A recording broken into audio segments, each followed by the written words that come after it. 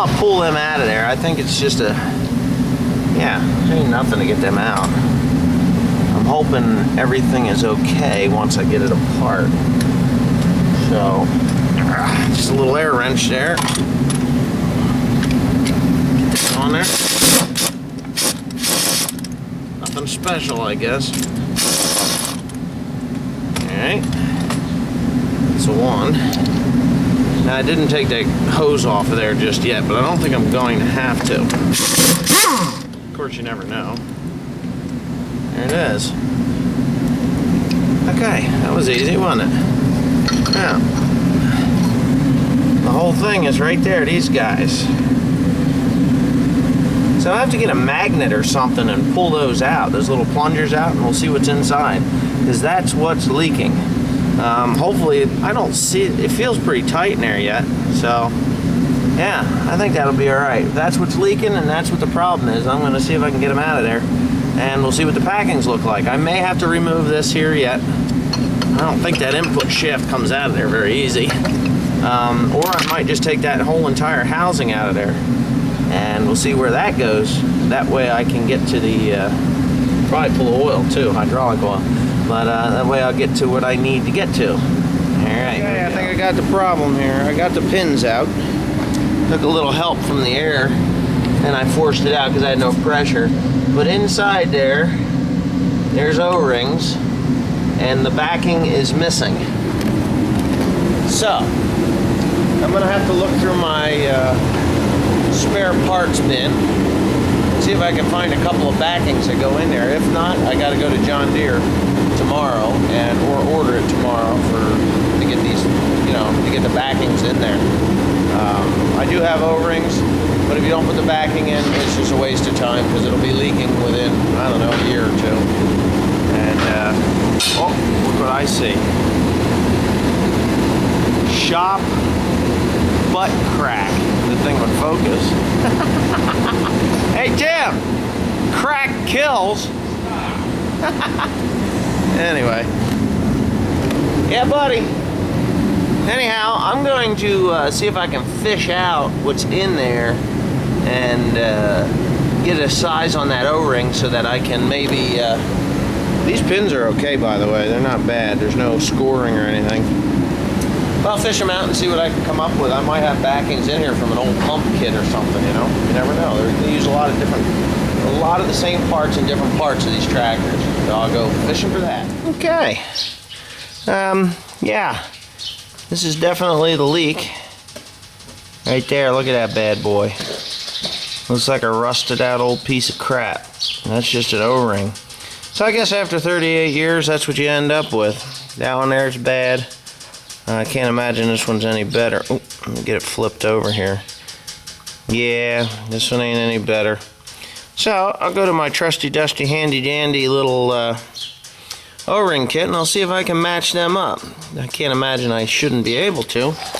And by the way, the backings are in there. They didn't tear out, and they're in good shape yet. So I'm just going to see if I can slip new O-rings in there, and we should be good to go.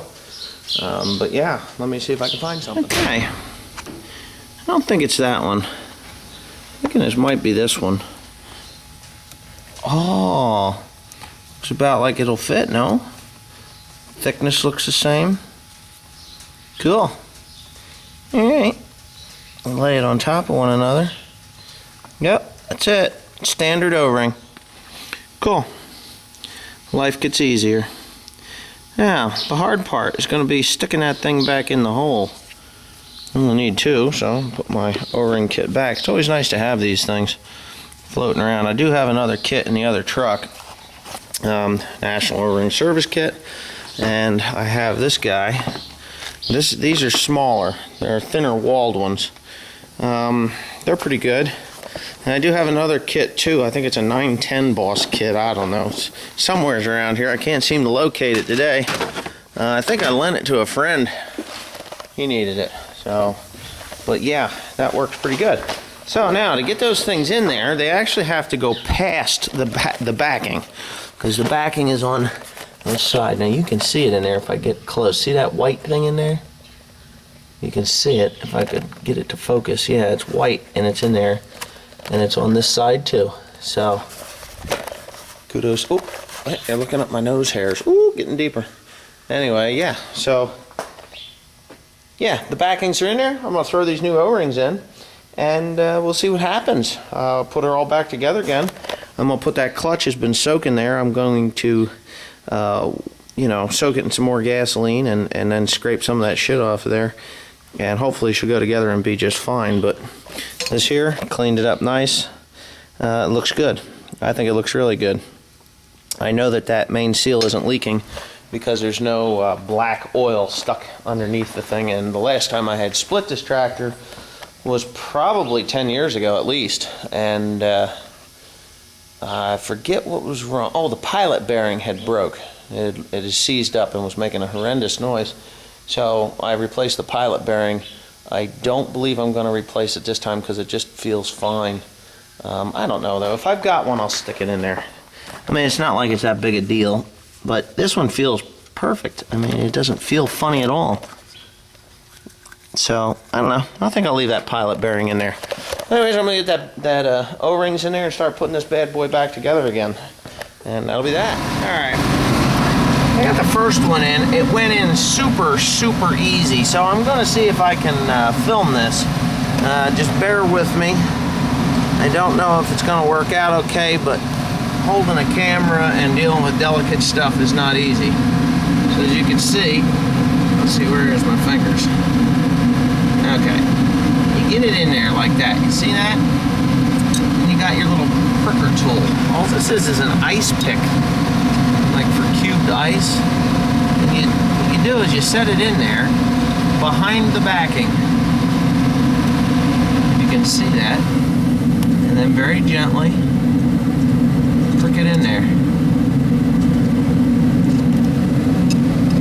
And it'll go right behind the backing if you're careful enough. And son of a gun, that went that easy. Hot diggity dog, man, that was great. Now what I'm going to do is I'm going to spray some liquid wrench in there. Just because it needs some kind of a lubrication inside. And I know I had threw some other stuff in there. There it is. And as simple as that was to do, it should be just as simple to slide in the pistons. Boom, they're in. That one is. Now for piston number 2, which is right here, insert them the right direction.